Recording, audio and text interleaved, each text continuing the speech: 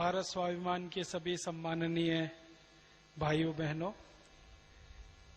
परम पूजनीय स्वामी जी के निर्देश के अनुसार मैं आपको शिक्षा और कानून व्यवस्था के बारे में थोड़ी बात करूंगा विस्तार में। मेरी बात शुरू करने के पहले एक कहानी सुनाता हूं आपको, सच्ची कहानी। उस कहानी में मेरी बात का पूरा निष्कर्ष है। कहानी हमारे देश के एक वैज्ञानिक की है। उनका नाम था प्रोफेसर जगदीश चंद्र बोस। आपने सुना? बहुत बड़े वैज्ञानिक हुए अपने भारत देश के। हम सभी भारतवासियों को उनके ऊपर बहुत गर्व है, गौरव है। प्रोफेसर जगदीश चंद्र बोस ने एक रिसर्च किया था, वो भी आप सब जानते हैं कि ये जो पेड़ पौधे होते हैं ना, ये भी मनुष्यों की तरह से सुख दुख के भागीदार होते हैं।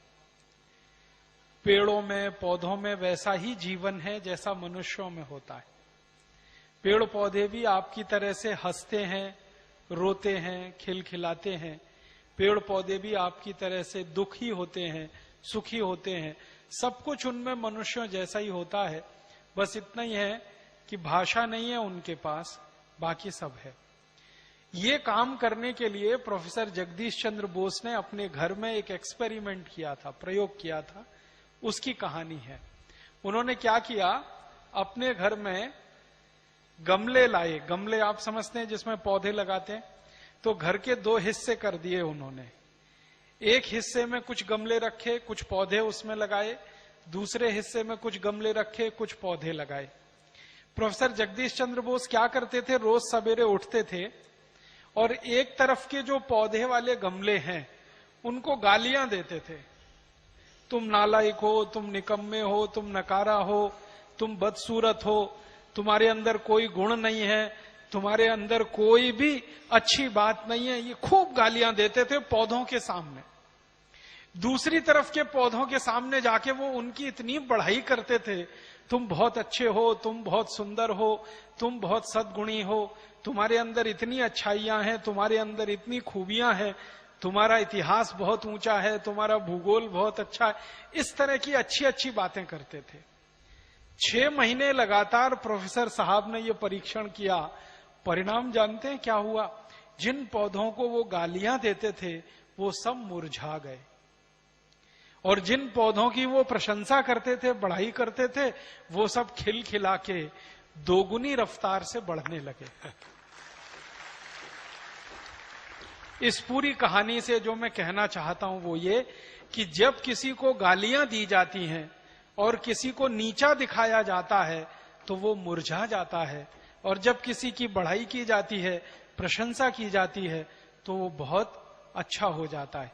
हमारे लोगों के साथ ऐसा ही हुआ। 200 से 250 साल अंग्रेजों ने हमको गालियां दी। तुम भारतवासी निकम्मे हो, नालायक हो, नकारा हो, तुम्हारी संस्कृति खराब है, तुम्हारी सभ्यता खराब है, तुम्हारे अंदर कोई दर्शन नहीं है, तुम्हारे पास विज्ञान नहीं है, तुम्हारे पास तकनीकी नहीं है, तुम कुछ नहीं जानते हो, तुम्हारी सभ्यता ही पूरी चौपट है। ये अंग्रेजों ने हमको 200 से 250 साल कहा। एक अंग्रेज ने कहा, फिर दूसरे ने कहा, फिर तीसरे ने कहा, फिर चौथे ने कहा, फिर पांचवें ने कहा। फिर एक अंग्रेज आया जिसका नाम था टीवी मैकॉले।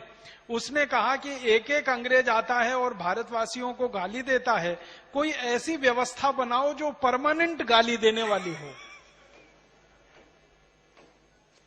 एक अंग्रेज आया, जैसे रॉबर्ट क्लाइव आया, उसने ये सब भारतवासियों को सारे बुरे बुरे जो भी बातें हो सकती हैं वो कहीं भारतवासियों को। भारतीय चोर थे, हाँ, चोर थे, डकैत थे, लुटेरे थे, लुच्चे थे, लफंगे थे, लंपट थे, सारी बुरी गालियां। गाय का मांस खाते थे। हाँ, और इसी तरह से एक सबसे बड़ी गाली जो हमको मिली, मैं सभी गालियों में सबसे खराब मानता हूं उसको, कि हम आर्य लोग बाहर से आए और हमने भारत के द्रविड़ों के ऊपर आक्रमण और हमला करके कब्जा कर लिया, और द्रविड़ों को मारते मारते दक्षिण भारत में धकेल दिया और पूरे उत्तर भारत पर आर्यों ने कब्जा कर लिया। ये सबसे बड़ी गाली है जो हमें 250 साल अंग्रेजों ने दी। अंग्रेजों के पहले यही गाली हमको फ्रांसीसी देते थे, ऐसी गालियां देते थे हम, और अभी भी दी जा रही है। और फ्रांसीसियों से पहले ये गाली हमको पुर्तगाली लोग दिया करते थे।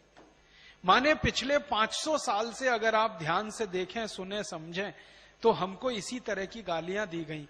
अब वो गालियां सुनते सुनते एक अंग्रेज आता था, गालियां देके जाता था, दूसरा आता था, देके जाता था, तीसरा आता था, देके जाता